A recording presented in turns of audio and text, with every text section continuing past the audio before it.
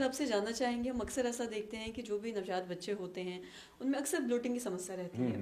कई बार खान पान की वजह से, कई बार गैस की वजह से। मैं आपसे जानना चाहूँगी कि कैसे समझ सकती हैं माँ है कि किन कारणों से ब्लोटिंग हो रहा है और क्या करने से बचना है।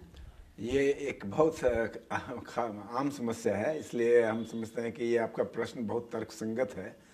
और जब हम देखते हैं ब्लोटिंग के बारे में और पेट का फूलना जिसको बोलते हैं बच्चों में, तो ये बहुत आम समस्या है और इसके लिए सिंपल एक फीडिंग का इंस्ट्रक्शंस जो है उसको ठीक कर सकता है। ये आमतौर से कोई गंभीर बीमारी का परिचायक नहीं है। और ख़ास करके जो नवजात शिशु होते हैं और कोई भी फीडिंग दो, आप ब्रेस्ट फीडिंग दो या देना तो सिर्फ ब्रेस्ट फीडिंग ही चाहिए, सिर्फ स्तनपान होना चाहिए। लेकिन कुछ बच्चों को लोग देते हैं दूसरा दूध भी बोतल के द्वारा, वो तो और भी हानिकारक होता है।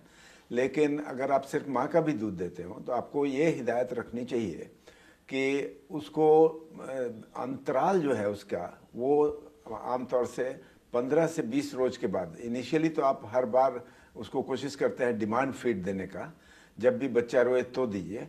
लेकिन 15 रोज के बाद उसको कोशिश करनी चाहिए कि 2 से 2.5 घंटे का अंतर हो ये 2 फीड के बीच में। और इससे क्या होता है कि सही ढंग से बच्चा लेता भी है और उसके बाद उसको बढ़िया से ढकार करवाना चाहिए। ढकार करवाने का तरीका बिल्कुल साधारण है। बच्चे को सीधा ऊपर ले लिया जाता है और पीठ को थपथपाया जाता है 8 से 10 मिनट तक। धीरे धीरे बच्चा जो है उससे ढकार कर देता है और साथ साथ जो दूध के साथ वो गैस भी अंदर ले लेता है वो निकल जाता है। तो इससे ब्लोटिंग की समस्या 99% जो है वो ठीक हो जाती है। बहुत रेयर केस में अगर ब्लोटिंग ज़्यादा होती है तो हम लोग एंजाइम वगैरह दिया करते हैं, लेकिन उसकी ज़रूरत अमूमन नहीं होती है। अगर आप सही ढंग से दूध बच्चे को पिलाते रहें और स्तनपान कराते रहें तो शायद ये समस्या हो ही नहीं। जी।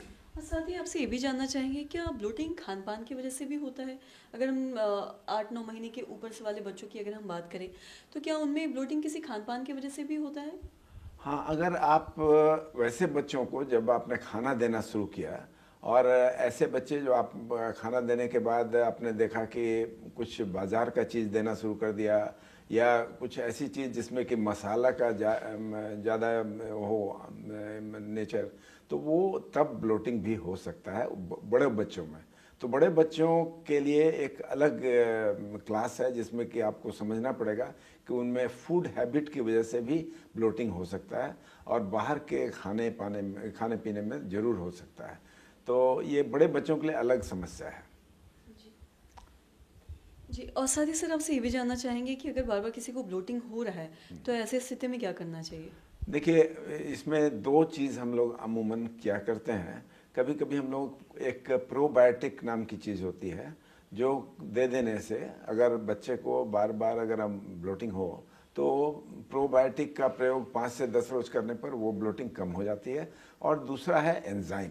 एंजाइम देने से कभी कभी हम लोग को एंजाइम 1-1 महीने तक देना पड़ता है, ब्लोटिंग ठीक हो जाती है।